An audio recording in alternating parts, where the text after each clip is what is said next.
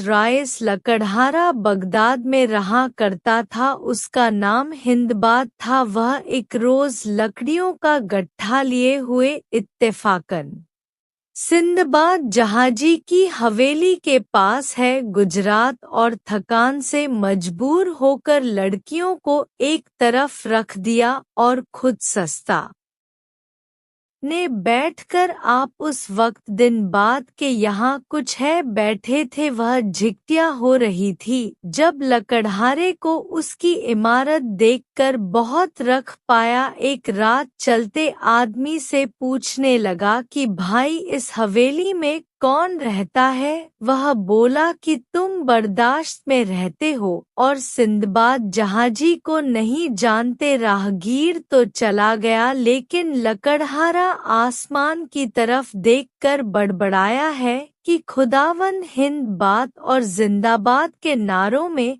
कुछ ज्यादा फर्क नहीं, लेकिन यह कितना अमीर है और मैं कितना हरी हूँ।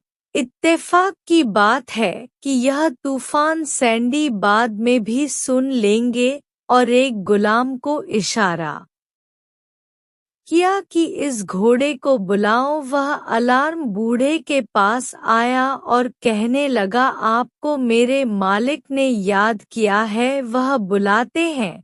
हैंड बात को ताज्जुब हुआ। प्रॉब्लम्स अमीर आदमी को मुझ जैसे गरीब से क्या काम होगा, लेकिन वह गुलाम के साथ अंदर चला गया। से दबा दे अच्छी तरह सीन से लकड़हारे को अपने पास बिठाया और बोला कि तुम बाहर बैठे हुए क्या कह रहे थे। बुढ़ा डर आकर देखिए क्या हुआ, कहने लगा हजूर बोझ उठाने से चोर हो गया हूँ, यूं कुछ जवान से फिसल गया होगा। सिंदबाद ने कहा डरो मत, मैंने तुम्हारे पास सुन लिया है। मेरे दिल पर उनका बहुत असर हुआ है, लेकिन तू यह फैलना करके यह दौलत मुझे कहीं से बस मिल गई है, बल्कि मैंने इसके लिए बहुत मुसीबत है उठाई है। मैं तुम्हें अपनी कहानी सुनाता हूँ। इसके बाद एक गुलाम को हुक्म दिया कि हिंदू बात का लकड़ी का गठन घर डाला।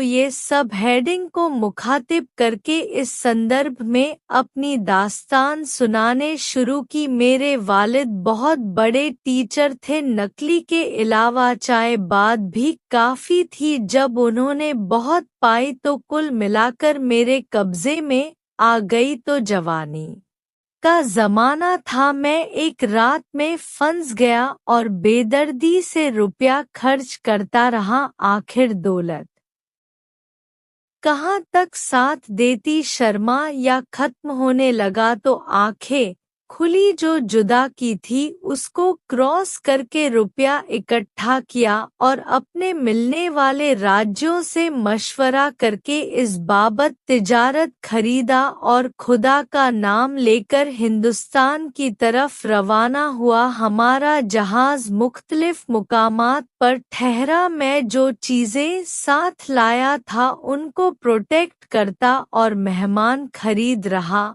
और इस तरह मैंने बहुत फायदा हासिल किया था। एक रोल्स हमारा जहां से एक छोटे से चीरे के करीब तोहरा और हम लोग सैर करने के लिए नीचे उतर आया। मैं सेहत का हमेशा से शौकीन था और दूसरे साथियों के साथ ज्यादा दूर करता हुआ चला गया। दफतन एक झटका सा लगा। उस वक्त जहाज का कप्तान चलाया, शुभेंदु जल्दी करो, यह जीरा नहीं मछली है और हम सब इसकी पोस्ट पर फिर रहे हैं। यह सुनकर लोग पर पहुंचा दौड़े जो जहाज के करीब अपने, वह तो सवार हो गए, लेकिन मैं चुके दूर चला गया था जहां तक न पहुंच सका। इतने मछली में डुबकी लगाई, हमें पानी की सतह पर रह गया। बहुत हाथ पांव मारे गए जहां तक पहुंच जाऊं, लेकिन मौजों के जोर से खुदा जाने कहां से कहां निकड़ू आखिरी युद्ध चलता बैठता किसी मौज के जोर पर एक जज्बे के किनारे जा बड़ा खुश की तक पहुंचा और खुदावंद करीम का शुक्र अदा किया। जंगली फल और पत्ते खाकर एक चश्मे से पानी पिया तो कुछ हवास बाहर हुए, कुछ देर तक की तरफ के नीचे खड़ा रहा, फिर उठकर चला के देखो को यह बात है या नहीं। कुछ दूर चला था कि कौड़ी द्रव से बनी हुई नजर आई। मैं उसकी तरफ रवाना हुआ, वहां गया तो देखा कि कुछ आदमी ट्रकों के नीचे छुपे बैठे हैं। उन्होंने इशारे से मुझे अपने पास बुलाया और मेरा हाल पूछा। मैंने सारा वासियों ने कह सुनाया तो वह कहने लगे, घबरा रही, हमारे साथ चलो। तो फिर अपनी आमद का हाल सुनाया कि हम दरियाई घोड़े की नस्ल लेने आए हैं। आज भी ही घोड़ी उसी लिए लाई गई है कि जब दरियाई घोड़ा उससे मिलने का या तो शोर करके उसको भगा देंगे, क्योंकि दरियाई घोड़े का कायदा है क्यों मादा को मिलने के बाद जिंदा नहीं छोड़ता। इन लोगों के पास ही छुपकर बैठकर हमें थोड़ी देर बाद घोड़ा पानी से निकला और घोड़ी से मिला किया। जब फ्रिज और घोड़ी को मारना चाहा तो हम ने शोर मचाकर उसको भगा दिया। उसके बाद हम थोड़ी लेकर चेहरा गए। उन लोगों ने मेरा कितना बादशाह को सुनाया, उसने मुझ पर बहुत मेहरबानी की, खाने पीने का इंतजाम किया। मैंने पूरा इलाका देखा, लोगों से मिला, वहाँ के रस्मों रिवाज मालूम किए, अतिरिक्त जीरे को देखने लगा जिसके मुताबिक मशहूर था कि वहाँ से खुद बहुत गाने की आवाज आती है। वहाँ की अजीब इकरार था। एक रोज मैंने सुना कि कोई जहाज आया है। मैं भी समंदर के किनारे पर गया, वहाँ से जो माल उतर रहा था मैंने उस पर अपना नाम लिखा हुआ देखा। मैंने एक कप्तान से मुलाकात की, लेकिन उस आपने मेरी सूरत इतनी बदल दी थी कि कप्तान मुझे पहचान न कि मैंने अपने सामान की सारी तफसीला था और आपने वहां रह जाने का किस्सा उनको सुनाया है। तब उसने मुझे पहचान लिया और बड़ी गर्मजोशी से मिला। मेरा सारा सामान मुनाफा समेत 2 धराए में फ्रॉम हुआ था, मुझे दे दिया। मैंने कप्तान को कुछ देना चाहा मगर उसने इनकार कर दिया और कहने लगा कि खुदा का शुक्र है कि मैं तुम्हें जिंदा देख रहा हूँ और तुम्हारी अमानत तुम तक पहुँचा सका। मैं उसकी दयानतदारी और ईमानदारी देखकर हैरान है। क्या फिर मैंने अपना माल वहां पर रोक की और अपना पसंदीदा माल खरीदकर जहाज पर सवार हुआ और खुदा का शुक्र अदा करता हुआ घर वापस आया है। इस तरह सफर में मुसीबत तो बहुत ही है, लेकिन मुनाफिक इतना हुआ कि शायद आप हालात में 10 बरस में भी इतना मुनाफा होता। उसके बाद सिंदबाद ने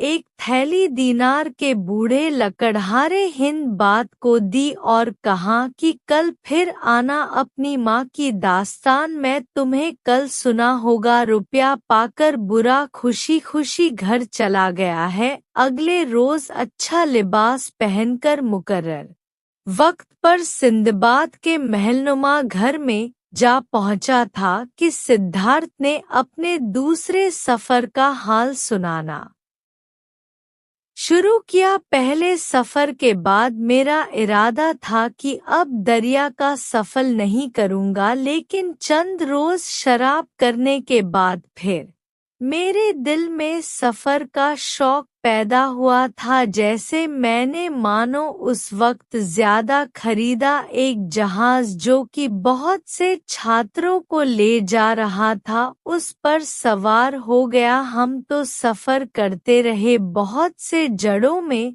माल प्रवेश किया, वहां का माल खरीदा और आगे की तरफ रवाना हुए। मैंने हफ्तों में काफी मुनाफा हासिल कर लिया। एक रोज शाम कई दिन के सफर के बाद एक विराट जिले के करीब पहुंचे और एक फल हासिल करने के लिए वहां ठहर के मैं इस दौरान जिले की सैर करता हुआ दूर निकल क्या मैं अपने ख्यालात में ऐसा महता के याद ही न रहा कि साहिल किधर है। घर आकर लौटा, लेकिन तमाम दिन फिरने के बावजूद मुझे किनारा ना मिला जहां हमारा जहाज ठहरा था। उसके बाद जो धर्म उठा रवाना हो गया। एक रात दिन सफर के बाद मैंने एक जैसी सफेद चीज देगी, लेकिन यह मालूम ना कर सके यह क्या है। वह मेरे सर पर आया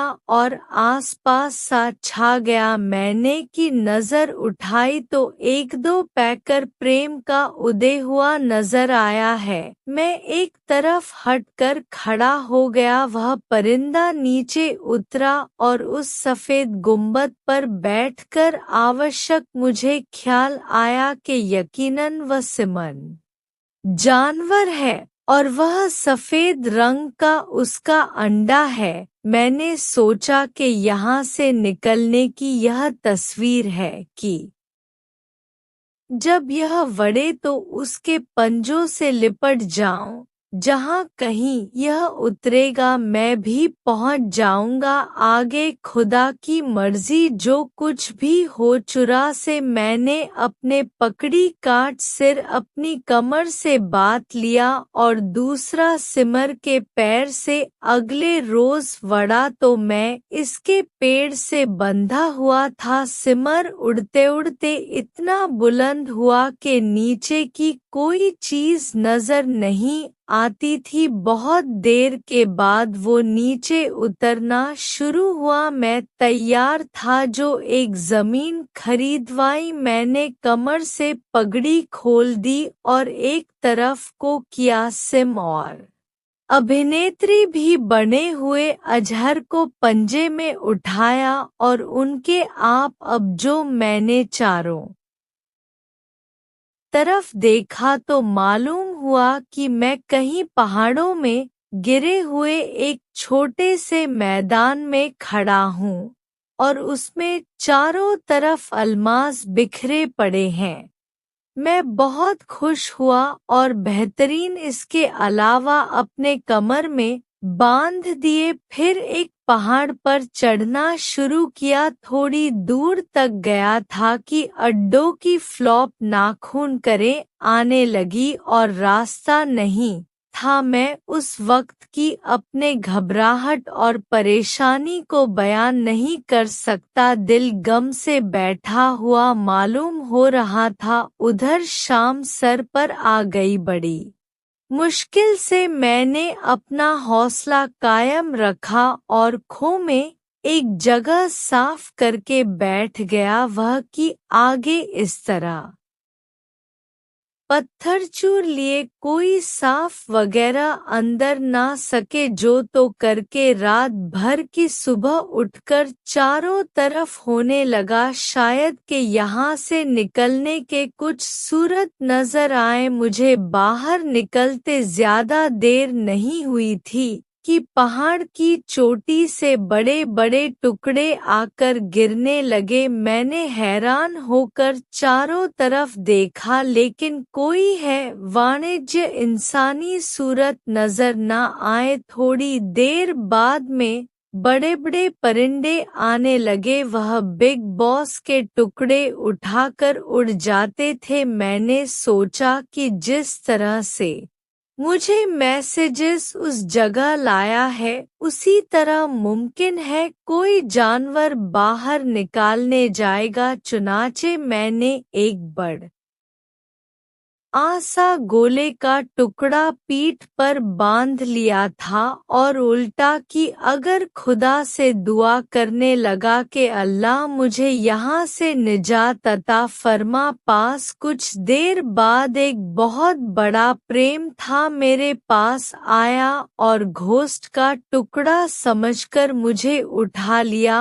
और होने लगा यहाँ तक कि वह पहाड़ की चोटी पर पहुँच गया। वहाँ पहुँचकर उसने यूं ही एक हिम्मत मुझे जमीन पर रखा। मैं शोर मचाता हुआ खड़ा हो गया और प्रिंट आउट डर कर उड़ गया। मैंने गोश्त का टुकड़ा खोल कर दिया और चारों तरफ देखने लगा कि किधर जाऊं।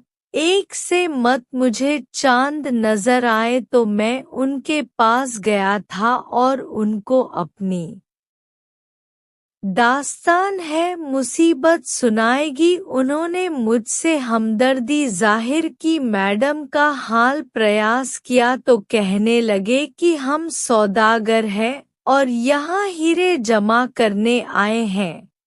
नीचे तो कोई जान नहीं सकता, इसलिए हम यह तरकीब इस्तेमाल करते हैं कि बिग बॉस के बड़े बड़े टुकड़ों को फेंक देते हैं और उन लोगों के साथ कुछ हीरे सिमट जाते हैं।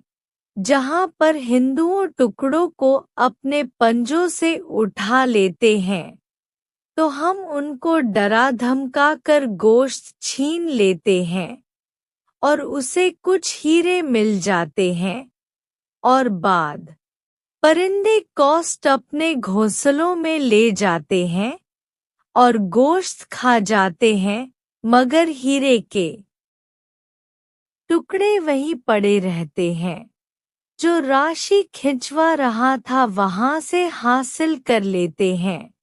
मैं चंद्र उक्त राज्यों के साथ पहाड़ पर रहा था, पर उनकी रहनुमाई में जी रहे हो। हमें आ गया कुछ जवाहरात रोचक और बहुत स्वागत हजारों खरीदा और जहाज में बैठकर आप बस हराया और वहां से बरास्ता उसकी बगदाद पहुंचा। इस तरह मैंने इतनी मुसीबत उठाई कि मैंने ऐड कर लिया कि आप दरिया का सफर नहीं करूंगा का यह किस्सा सुनाकर दिन बाद में फिर थैलीदार की हिंद बात को दी और ताकत की कल आना तुझे तीसरे सफर की दास्तान सुना होगा। तीसरे दिन शाम को लकड़ा स्थित बात के महल में आया। खाना खाने के बाद सिद्धार्थ ने हिलाते सफर सुनाना शुरू की है गया। मैंने ऐड कर लिया था कि अब सफर नहीं करूंगा, लेकिन घर के रहा तो आराम में सब बातें सफर भुला दे। वीणा इस वास्ते में फिर जाने को तैयार हो गया। मुख्तलिफ किस्म का स्वागत जाना इकट्ठा किया और 1000 थी जहाज में सवार हो गया। शुरू में हम बड़ी आसानी से सफर करते रहे और जगह जगह अपने माल की खरीद फरोख्त करते रहे। आखिरकार ग्रोथ कप्तान ने बताया कि हम रास्ता भूल गए हैं। चुनाव अच्छी तरह में कोई जीरा या साहिल मिला। मुझे परेशानी थी, लेकिन ज्यादा नहीं, क्योंकि सुंदर सा कठिन था और हवा पैक एक रस हमें जीरा नजर आया। हम भुने हुए जीरा गया है जुड़े के करीब लंगर डाल चुके तो मालूम हुआ कि यह आदमखोरों का जी रहा है। जल्दी हमने नगर उठाया और जहां के भाव जाएगा, लेकिन वह आदमखोर वैसी हमें देख चुके थे और अपनी कश्तियां लेकर हमारे जहाज पर हमलावर हुए। रसाकार डाला, बदमाशों को फाड़ डाला। आखिरकार हम पर वह गालिब आ गए और वह लोग हमें जहाज को जज्बे के किनारे ले आए और सांप को गिरफ्तार करके घर में बंद कर दिया, जिसमें लातादाद इंसानी कंपनियां पड़ी थी और बदबू की वजह से वहां ठहरना मुश्किल था। थोड़ी देर में एक बदमाश ध्वजा का आदमखोर आया जो कि बहुत गर्म तेल था। कभी है कपिल देव नमक नीम इंसान था। उसने हम ऐसे 11 उठाकर देखा कि तैयार और मोटा कौन है। उसने देखभाल करके जहाज के कप्तान को प्रसन्न किया और अपने साथियों से कुछ कहा जिसका इरादा यह मालूम होता था कि उसके कब बना थे। जब वह कप्तान को लेकर चला गया तो हम चारों के तार रोने लगे कि बारी बारी सबका यही हश्र होगा। तो वह जंगली लोग बहुत से जंगली फल हमारे पास डाल गए, लेकिन हमारे पास सामने मौत खड़ी नजर आ रही थी। फल कौन खाता? जब हम इस तरह त्वचा नहीं हुए तो लोगों ने जबरदस्ती फल हमारे वह मेट्रो उसने शुरू कर दी और मजबूर किया कि खाएं। हमारा सारा दिन रोने में गुजर गया। शाम को वह सरदार फिर आया और एक आदमी को छांट कर ले गया और कमबख्त सब मिलकर उस मजबूर को भी पका कर खा गए। रात को हम लोगों ने मशवरा किया कि मौत से बाहर रिहाई मुमकिन है, फिर क्यों फरार की कोशिश की जाए। बचकर निकल गए। यार है कि यह किस्मत के हाथ में है। योग यह सबको एक एक करके भून कर खाएंगे। तजवीज मंजूर हो गई। अब हम तेल भर इधर उधर घूमकर लकड़ियां जमा करते रहे ताकि हम कोई मामूली सी कश्ती तैयार कर ले। रात को हमने ठंडे बांधकर कुछ तर्क कश्तियां बना ली और जब वह सब सो गए तो हम उठे और कब बनाने की सलाहों को उपक्रम किया और सरदार जहां सो रहा था हम उसे जाकर उसकी आंखों में रूम सलाखे व्यवस्था कर दी। छिद्र से वह चिल्लाने लगा, हम कष्ट क्यों बैठ गए? हर तरफ से हुआ आदमखोर जमा हो गए और पत्थरों की बारिश कर दी। उनकी इज्जत हम बच गए। मैं इस कश्ती में सवार था, वह जो के भाव से दूसरे जिले के किनारे आ लगी। हम उसे उतरकर जजीरे में पहुंचे और दम लेने को एक ट्रक के नीचे लेट गए थे। क्योंकि हम थक कर चूर हो गए थे इसलिए नेट नहीं आंख लग गई। मालूम नहीं कि कब तक सोए रहे कि मेरी आंख खुली और चरित्र की आवाज आई। उस वक्त रात हो गई थी। फिर जब मैंने चांदी में देखा तो मालूम हुआ कि मेरे साथ एक साथी को अच्छी तरह निकल रहा है और चैप्टर नोट उसकी हड्डियां टूटने की है। यह देखकर मेरा बदन से ढेरों से शरद बढ़ गया है और मैं सर से लेकर पैर तक कांप उठा था। मैंने आहिस्ता से दूसरे साथी को जगाया। हम दोनों भागकर एक तरफ पर चढ़ गए, लेकिन मेरा साथी है जहां के हाथ आ गया और वह उसको भी खा गया। मैं जाऊं तो किसी तरह कृषि तक पहुंचा और उसमें पड़ रहा। रात दुआएं करते करते गुजर गई। सबको मैंने टेस्टी समुद्र में छोड़ दी और फिर करीबी मुझे जहाज की दिखाई दिया। मैंने अपने चादर हवा में घुमाई। जिंदगी के दिन बाकी थे। झांस वालों ने मुझे देख लिया। झांस मेरे करीब आया और मुझे सवार कराया है। इसका जहाज का कप्तान वही था जिसके साथ मैंने दूसरा सफर किया था। वह बड़े तपाक से मिला था। हाल प्रयास किया और मोड़ बड़ी मोहब्बत से सलामती को चांद की मुबारक दी और कहने लगा, खुदा का शुक्र है कि तुम मिल गए। तुम्हारा वह माल अभी तक मेरे पास मौजूद है और तुम्हारी अमानत है जो पहले सफर में रह गया था। मैंने कप्तान का शुक्रिया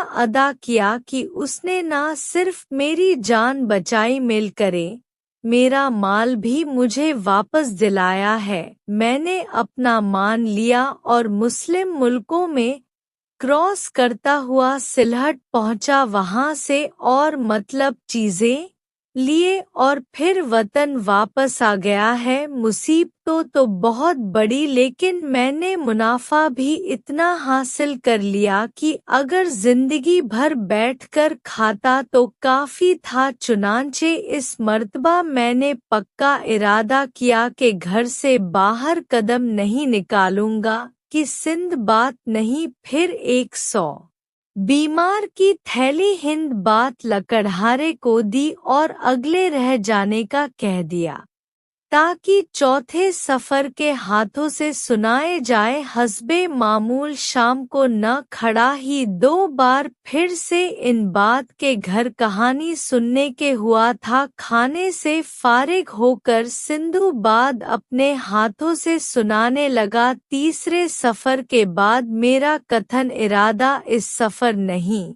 था, लेकिन मैं अपनी तबीयत से मजबूत था। कुछ रोज रहा तो आराम से गुजरे थे कि मेरे सर पर फिर सफर की धुन सवार हुई। चुनांचे मैंने तिजारती माल खरीदा और एक अच्छे जहाज में रवाना हो गया। हमने बहुत से नए जीरे देखे, वालों की खरीद फरोख्त की और माकुल मुनाफा उठाते बढ़ते चले गए। शायद हमें सफर करते हुए 1 महीना गुजरा था कि एक रोज हम तूफान में घिर गए। कप्तान ने बहुत कोशिश की कि किसी तरह जहाज को बचाने, लेकिन ना बचा सका और हमारा जहाज किसी चट्टान से टकराकर पास हो गया। हम लोग समुद्र में गिर गई और अपने बचाव के लिए जद्दोजहद करने लगे। आखिर जिन लोगों को टूटते हुए जहाज के तख्ते दस्तयाब हो गए, वह तो दूसरे पैर के, बाकी का हाल खुदा जाने क्या हुआ। वायरल मैं और मेरे साथी तत्वों के सारे 2 दिन तक करते रहे। हम भूख प्यास से बेदम हो रहे थे कि सामने हमें ज्यादा दिखाई दिया। बड़ी मुश्किल से उसकी तक पहुँचे। कुछ जंगली पत्ते और दिगर चीजें खाकर पानी पिया तो यह महसूस हुआ कि वाकई हम सिद्ध है। कुछ देर दम लेने को लेटे रहे, फिर आबादी की तलाश में आगे बढ़े। सामने फासले पर कुछ अजीब के संगीत झोपड़ियां थी। हम वहां पहुंचे, अभी कुछ समझ न पाए थे कि कॉन्गो ने हमें चारों तरफ से घेर लिया और एक मकान में ले गए जिसमें उनका सरदार बैठा था। उसने हमें एक तरफ बैठने का हुक्म दिया। फिर हमारे सामने इतने फैंस और हालांकि शाम के खाने चुने गए। मैंने हरचंद अपने साथियों को इशारा किया कि खाना खाना, लेकिन वह मेरी बात ना माने और पेट भरकर खाया है। मैंने 1 लो माखन चखा, उसके बाद हमें नारियल और शराब पिलाई गई। मेरे साथी शराब पीते ही व्रत मदहोश हो गए। मैं समझ रहा था और देख भी रहा था, लेकिन कुछ कर नहीं सकता था। थोड़ी देर में शराब और खाने के असर से जो जादू कथा मेरे हवा अपने लगे और जालिम नंगे ही मेरे साथियों को मार मार कर खाने लगे। मैंने जो कि वहाँ कुछ नहीं खाया था और अपने गाँव में हलकान हो रहा था, इसलिए मेरी हालत भी खराब होती है ही, लेकिन उसका यह फायदा हुआ कि मेरा खाया जाना भी पड़ता रहा। आखिर एक रोज मौका पाकर मैं वहां से फरार हुआ। गोवर्धन में ताकत नहीं थी, लेकिन जान बड़ ही अजीब होती है। मैं बराबर भागता रहा। आखिर रात के वक्त एक घने अदरक पर रात बसर की घी उसके पत्ते खाकर पेट की आंखों चाहिए। सुबह को फिर आगे बढ़ा। इसी तरह में तकरीबन 7 रोहतक प्रॉपर चलता रहा। जब भूख से बेताब होता तो जंगली फलों और पत्ते खा लेता। 7वें दिन एक तरफ कुछ आदमी नजर आए जो काली मिर्च और रहे थे। उनको देखकर मेरी जान में जान आई। उनके पास जाकर मैं गिर गया। उन लोगों ने मेरे ऊपर रहम किया और मुझसे मेरा हाल पूछा। मैंने अपने दास्तान मोहब्बत सुनाई। उन लोगों ने मुझे एक विनाश लीला या फिर कुछ खाने को दिया। जब मेरी हालत ठीक हो गई तो मैंने भी उनके साथ मिर्च एक तोड़ने शुरू कर दी। कई रोज के बाद मैं जहाज पर सवार होकर एक मुल्क में पहुंचा। वहां जाकर मैंने देखा लोग जैन बनाना नहीं जानते और घोड़े की नंगी पीठ पर सवारी करते हैं।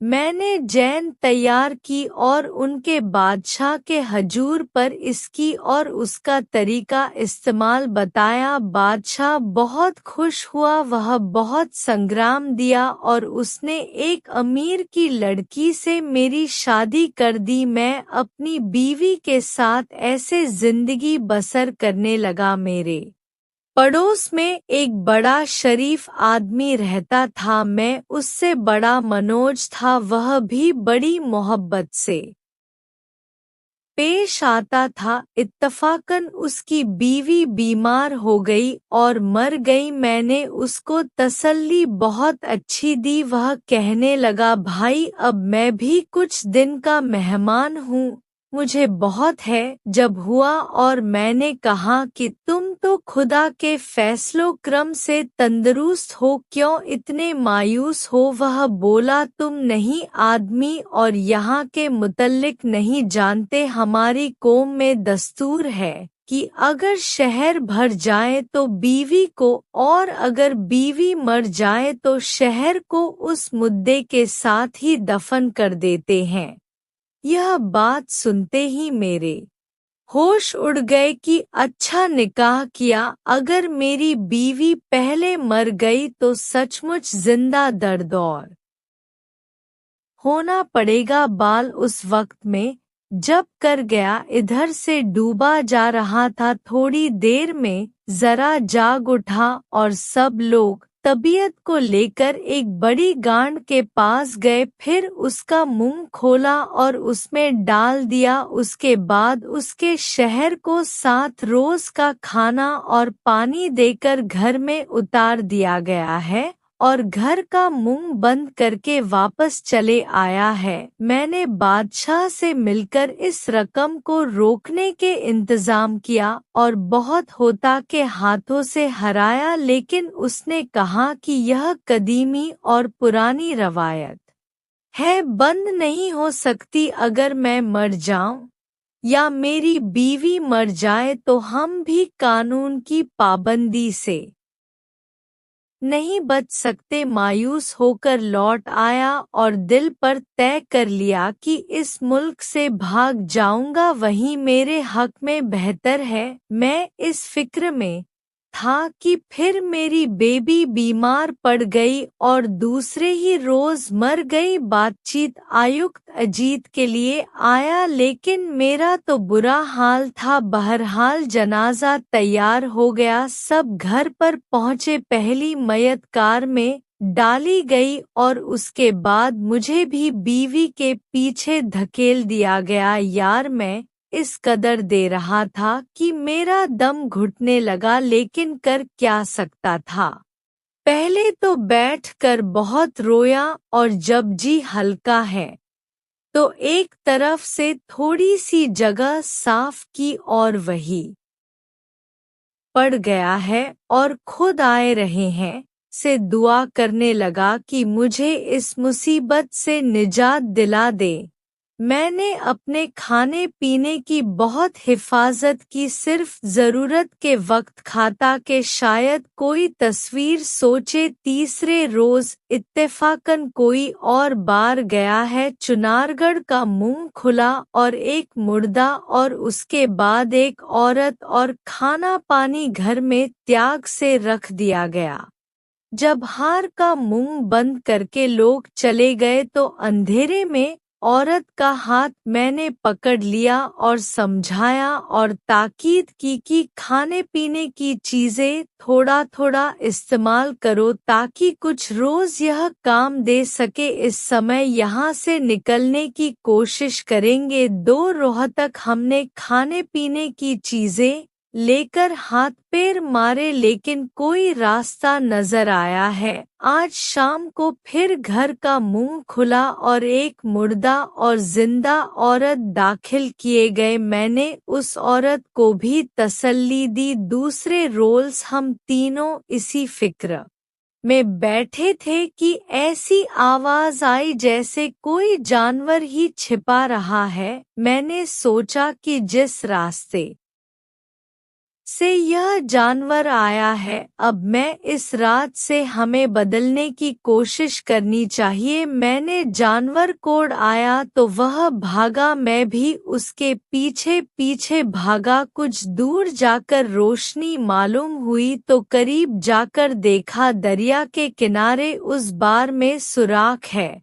और उसमें से एक आदमी बादशाह ने गुजर सकता है। मैं बाहर निकला और सजाएं शक्कर बजाना या फिर वापस घर में जाकर अपना खाना और औरतों को बाहर लाया और फिर हम एक तरफ छुप गए। कई रोज के बाद एक जहाज नजर आया। मैंने कपड़ा हिलाकर पहले जहाज को मतलब जो कि आप जहाज किनारे की तरफ आया और 1 सेंट हमें लेने किनारे आइए। हम उस कश्ती में सवार होकर जहाज में पहुंचे। पहले जहां हमारा हाल सुनकर बहुत मोटा झुक सलवार में से मुझे कुछ हीरे जेवरात मिले थे। मैंने साथ उठाया। एक जीरे में पहुंचकर उसको करो थे और उस व्यक्ति जरूर खरीदा और मुक्ति उनको में कारोबार करते हुए शहर बसरा आ गया और वहां से बरास्ता खुशकी बाद आया और अल्लाह ताला का शुक्र अदा किया और इस बार पक्का इरादा कर लिया क्या बाहर के सफर में नहीं जाऊंगा। इसके बाद सिंदबाद ने 1 और दीनारों की थैली लकड़हारे हिंदबाद को दी और फिर अगले रोज उसे आने के लिए कहा। हस्बे मामूल खड़ा शाम के वक्त दिन बाद के पास आए और खाने के बाद दिन बाद में सफरनामा शुरू किया। सिंदबाद ने कहा कि चौथे सफर के बाद जो मैंने सेट किया था कि आईना बगदाद से बाहर कदम नहीं रखूंगा लेकिन चंद रोज के शेड्स और राहत दे फिर सफर करने का शौक पैदा कर दिया और मैं इस बार तिजारत लेकर दूसरे की तरफ रवाना हुआ। बसरा पहुंचकर मैंने अपने की जहाज का इंतजाम किया और उसकी तैयारी में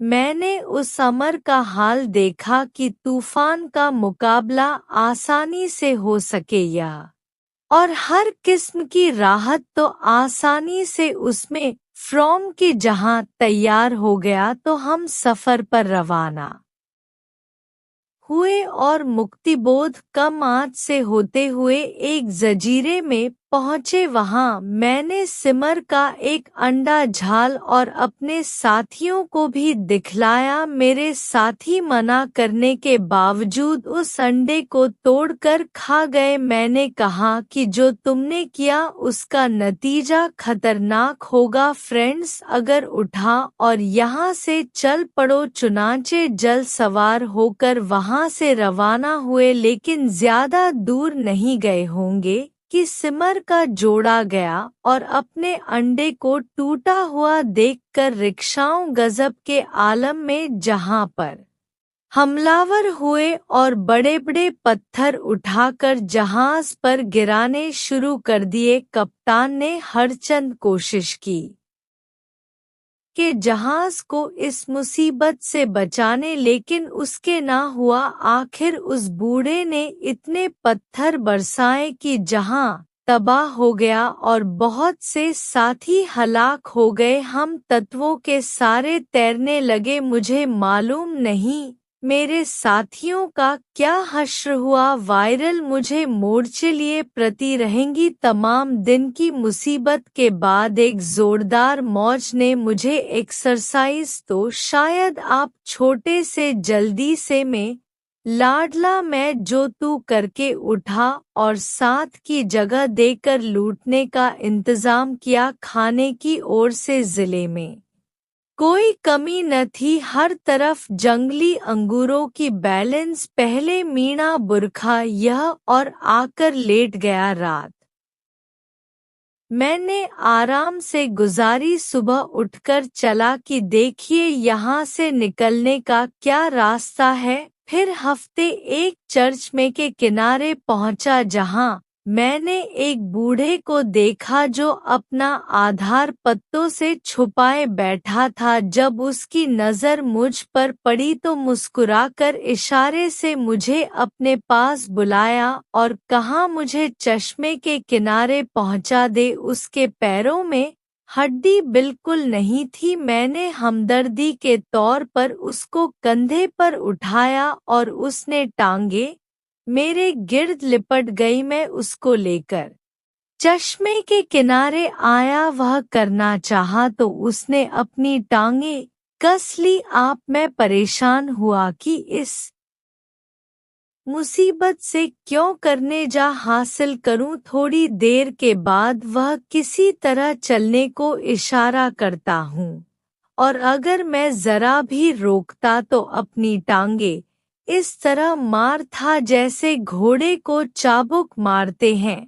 खुदा जाने उसकी आंखों की टांगों में इतनी कुवत क्यों करती। कभी मुझे मेल व्रतों के नीचे ले जान और फिर वहां खड़ा करके खुद इत्मीनान से फल खाता। मैं कई रोज इसी तरह गुजर गया कि मैं सोने के लिए लेता तब भी वो अपनी टांगे मेरी गर्दन से अलग नहीं करता था। हर वक्त उसकी तकलीफ से मैं थक जाता। चुनाचे गंदे में कुछ अंगूरों का रस निकालकर भरा और उसका मुंह बंद करके धूप में रख दिया। 2-4 रोज में शराब तैयार हो गई। जब ज्यादा थकान होती तो उसमें से 2-4 घूंट पी लिया करता। एक रोज उस मधुगुले ने भी उसे पीने की ख्वाहिश जाहिर की। दफ्तर मुझे ख्याल आया कि उसको खूब शराब पिलाकर बेहोश कर दूं,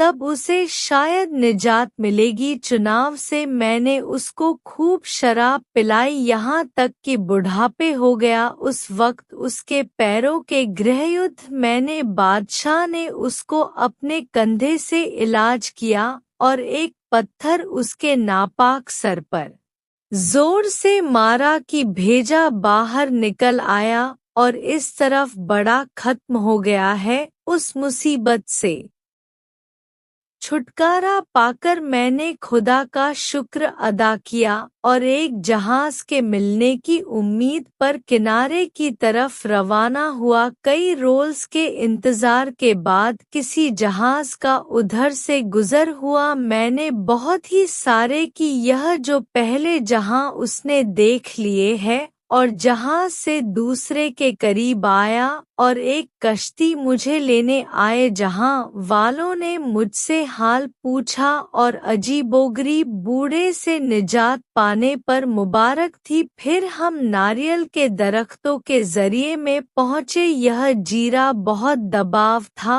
और इस कदर बंदर थे कि खुदा की पर आप मैं जीने की सैर को अंदरूनी हिस्से में चला गया और मुझे वापसी में काफी देर हो गई। जब साहिल पर आया तो मालूम हुआ कि जहाज चला गया। मैं बहुत परेशान हुआ कि हम हाउस है रफ़ी के पीछे नई मुसीबत मोल ली। साहिल पर कुछ लोग सवार थे, वहीं को जंगल में काम पर जाते और शाम को मंदिरों के अवशेष कश्तियों में सो जाते हैं।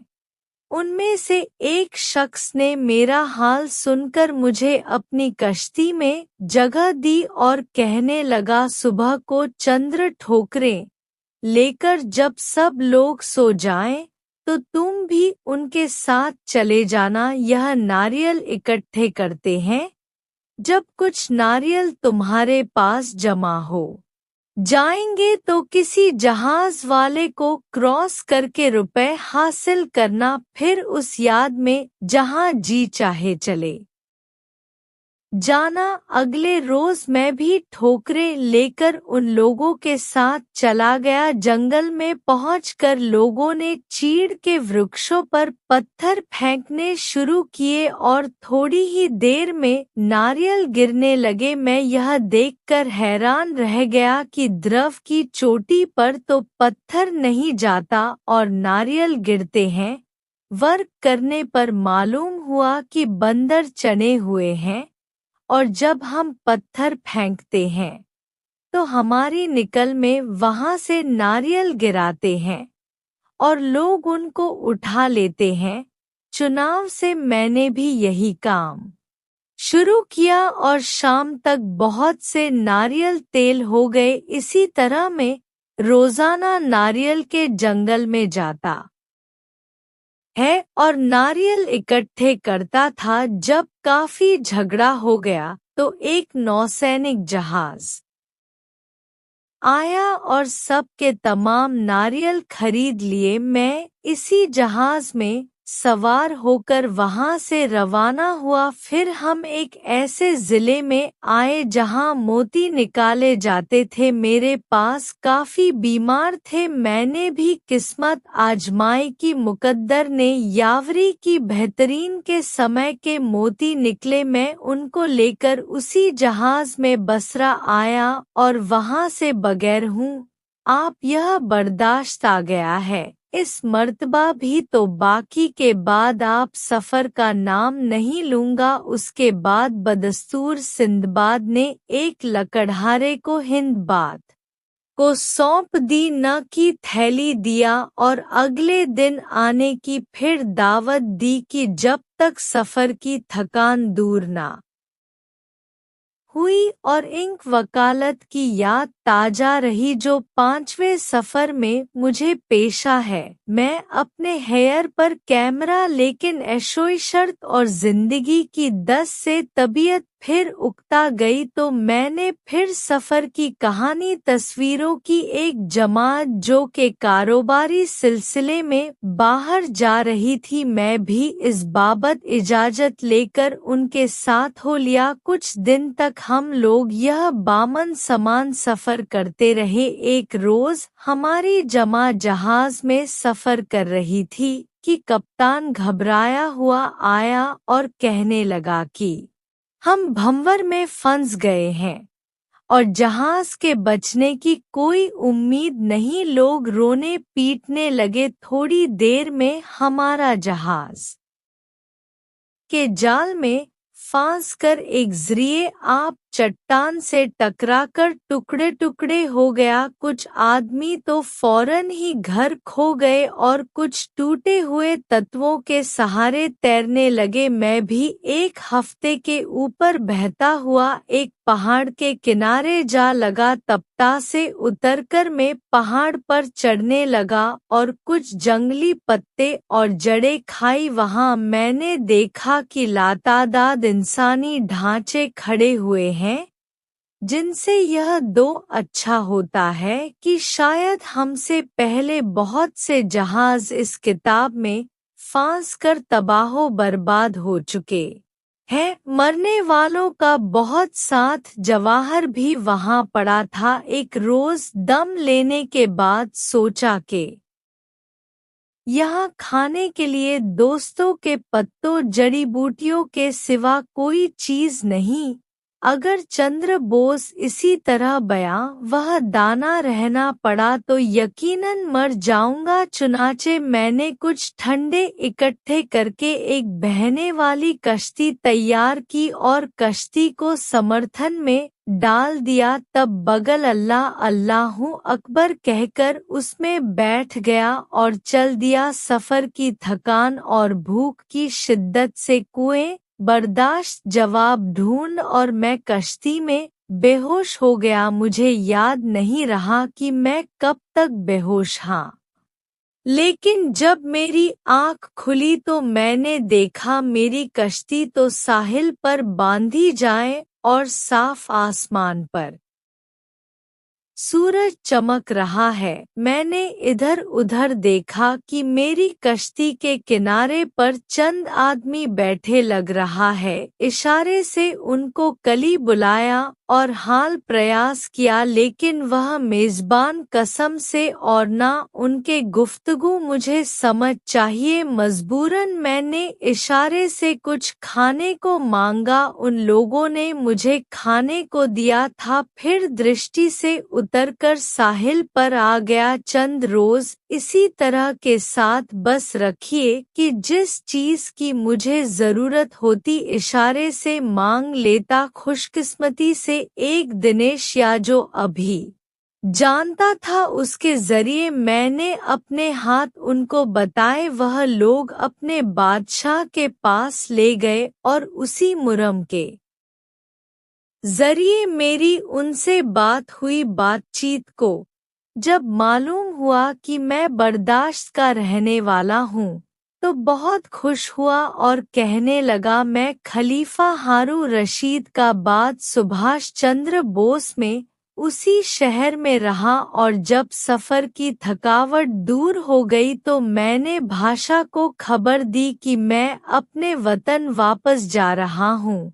तो बात से निकली का के खेत में पेश करने के लिए बहुत से ताहिर दियोरे हत्या और एक जहाज में जो दूसरा जा रहा था मुझे सवार कराया है। वहां से बसरा पहुंचा और फिर खुश के रास्ते बगदाद आ गया है, और इस बादशाह के तारीफ और हाथ खलीफा हारून रशीद के दरबार में पेश किए। खलीफा बहुत खुश हुए, मुझे काफी इन कामों इकराम दिया। उस सफर के बाद मैंने कसम खा ली क्या आएगा सफर पर नहीं जाऊंगा। 16 सफर का हाल बयान करने के बाद सिंध प्रांत में हिंदू बात को समुद्र की थैली देकर कहा कि कल फिर आना, मैं तुम्हें 7वें और आखिरी सफर की दास्तान सुना होगा। अगले रोज शाम को जब हस्बे मामूल अक्षरा हिनाबाद फिर आया और खाना खाने के बाद सिंदबाद ने अपने साथ में सफर की कहानी सुनानी शुरू की। मुझे सफर से आए हुए ज्यादा मुद्दत नहीं उतरी थी कि मेरी तबीयत बर्दाश्त से फिर उचाट हुई और मैं सफर के लिए तैयार हो गया। जब मेरी सफर की रवानगी की जरूरत हुई तो खलीफा ने मुझे अपने दरबार में तलब किया और फरमाया कि पिछले सफर पर से वापसी पर जो खत और तहत लाए थे अब हम उसका जवाब देना चाहते हैं, इसलिए जब तो रवाना होने लगे तो हमसे चंद्रहाफ उस खत का जवाब लेते जाना। सफर का सामान मुकम्मल करके मैं खलीफा के दौरान अकला पर हाजिर हुआ और अपनी रवानगी की सलाह दी। चुनाचे अमीनुद्दीन एक खत और बहुत से टाइप मुझे दिए, जब तुम मुझसे धीरे में पहुँचो तो यह वहाँ के बादशाह को दे देना। मैं सब सामान लेकर बसरा पहुंचा और वहां से जवाब में सवार होकर शहर में का सफर करता हुआ उसने जीने में पहुंचा जहां के बादशाह को हेल्प चाहते थे। उस जिले में उतरकर बादशाह के पास गया और खलीफा का हाथ और तहत पेश किए। बादशाह ने मुझे बहुत कम इन हमारे ग्राम दिया है और उसके बाद मैं चीन के सफर पर रवाना हो गया और तभीले मुद्दत तक सफर करके बाहरी चीन पहुंच गया। लेकिन अभी जहाज लंगरदास होने पाया था कि कप्तान सिर पीटने लगा। हमने पूछा कि साहिल मौजूद है, फिर तुम इस कदर परेशान क्यों हो? कप्तान बोला कि हम उस वक्त बदकिस्मती से ऐसी जगह पर आ गए हैं जहां मद्देनजर है और जहाज हल की तरफ बढ़ने के बजाय खुद बहुत गहरे समंदर की तरफ लौट रहा है और जहाँ तक मैं समझता हूँ कि यह साहिल चीन नहीं है बल्कि हम रास्ता भूल कर आ गए हैं। जहाँ हज़रत सुलेमान अलैहिस्सलाम की खबरें मुबारक अकेला मलमूत्र के करीब है, हमारा जहाँ पीछे हट गया। थोड़ी देर में तूफान सा महसूस हुआ और जब गौर से देखा तो मालूम हुआ कि एक बड़ी मछली में होने जा रही है। करीब आकर मछली के जहाज को टक्कर मारी और जहाज पास हो गया। मुझे मालूम हुआ कि मेरे साथियों में से कौन जिंदा बच और कौन है लाल कुआं। मैं होते खातों का एक हिस्सा तख्ते पर बैठकर आप में समंदर की मौत ने मुझे योग लिया। जैसे आंधी में उड़ता हुआ घास का तिनका। इस हालत को देखकर मैं अपनी टिप्पणी पर रो रहा था कि मैंने यह सफर क्यों किया। खेल एक दिन तूफान की हलाकत खास क्यों से बचकर वह तक इसी जज्बे के किनारे झाल में फोन उसकी पर उतर आए और खुदा का शुक्र अदा किया। जबकि दृढ़ तबीयत को सकून हुआ तो मैं उठकर घूमने लगा। सामने एक बहुत बड़ी लहराई में उसके किनारे बैठकर एक टीम बनाई और मैं सफर शुरू कर दिया। 3-4 रोज मैच के नाम से उस नहर में सफर करता रहा। एक रोज मैंने दूर से देखा कि नहर एक पहाड़ी से टाउन के नीचे से होकर गुजरती है। यह देखकर मेरे होश हवास जाते रहे। हरचंद कोशिश की कि कश्ती फैसलो, लेकिन पानी का बहाव इतना तेज था कि कोई तरकीब कारगर साबित नहीं हुई। मजबूरन आंखें बंद करके कश्ती में लेट गया और दिल में खुदा से सलामती की दुआएं मांगने लगा। कश्ती अपनी रो में उलटती पलटती पहाड़ के नीचे से सलामती के साथ गुजर गई। मैंने सजाएं शुक्र अदा किया और फिर कश्ती को कोट कर बैठ गया। सामने देखा है काले और सुनहरे किनारे पर कुछ आदमी खड़े हैं। मैंने इशारे से हमसे जुड़ पास की कि मुझे बताएं। उन लोगों ने कोशिश की कि मेरी कश्ती को रोका और मुझे किराए पर लेकर भूख की शिद्दत से मेरी जान लबों पर आई थी। उन लोगों ने मुझे खाना दिया, फिर अपने साथ शहर में ले गए और 3 रोह तक मेरी खातिर मदद की कि मैं जो अपना घर भूल गया। ज्योति रोज मुझे साहिल पर ले आए और कहने लगे यह तुम्हारा माल है, अगर तुम चाहो तो इसको अच्छे मुनाफा पर प्रयोग किया जा सकता है। मैंने हैरान होकर कहा मेरे पास तो कोई वॉइस बात नहीं है। वह हंसकर कहने लगे कि यह लकड़ी जिससे तुमने कश्ती बनाई है बेहद कीमती है, जो इस वक्त बाजार का भाव गिरा हुआ है, लेकिन फिर भी कब्ज गर्म 11 सुधार में फ्रॉम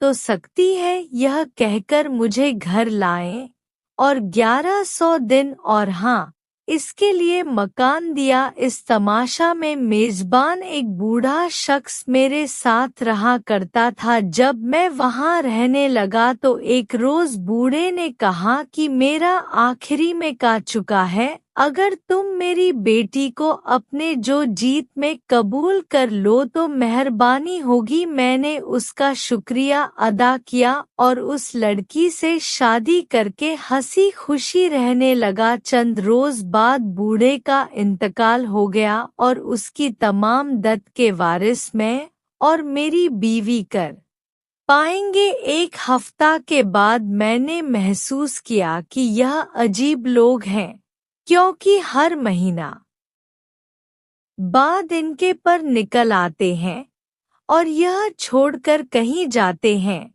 एक दफा एक शख्स की खुशामद करके मैं अब उसके पैरों में लिपट गया और वो मुझसे उड़ाकर एक पहाड़ पर ले गया। वहां पहुंचकर मैंने देखा कि उसकी सबके और बहुत से पर वाले आदमी है और फरिश्तों की तस्वीरों तहलील की जान पर वहां से आ रही हैं। बेस तैयार मेरे मुंह से सुभान अल्लाह निकल गया। यह सुनते ही गुस्सा मुझ पर पड़े और मुझे अद्दुआ कर दिया कि वे सब हैरान था कि मुसीबत से निकलता हूँ और दूसरी आप मजबूत होती है इसी एग्जाम में।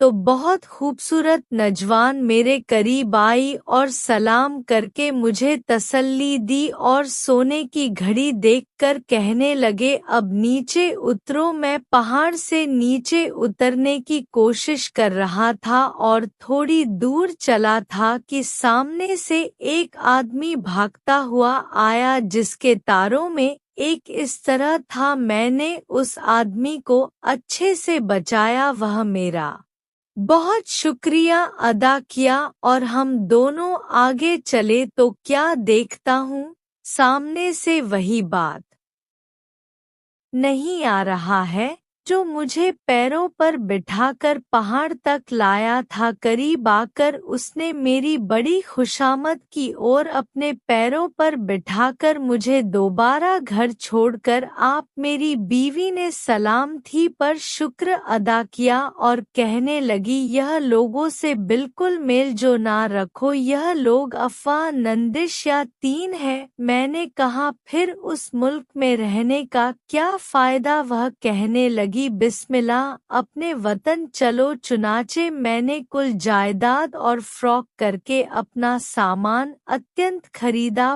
पूरे जहाज में सवार होकर खैरियत बस रहा क्या है, और वहां से खरीद फरोख्त करता हुआ बगदाद आया और हमेशा के लिए सफर से तौबा कर ली। अब ऐसे इशरत की जिंदगी बसर करता हूँ। यह किस्सा सिंदबाद ने सुन आकर एक साधारण की थैली हिंदबाद को दी और कहा, आइंदा मेरे पास रहो और खरवार करो। चुनांचे हिंदबाद अपने एलोवेरा जेल के समय सिंध के घर आ गया और भाइयों की तरह रहने लगा। कहानी खत्म।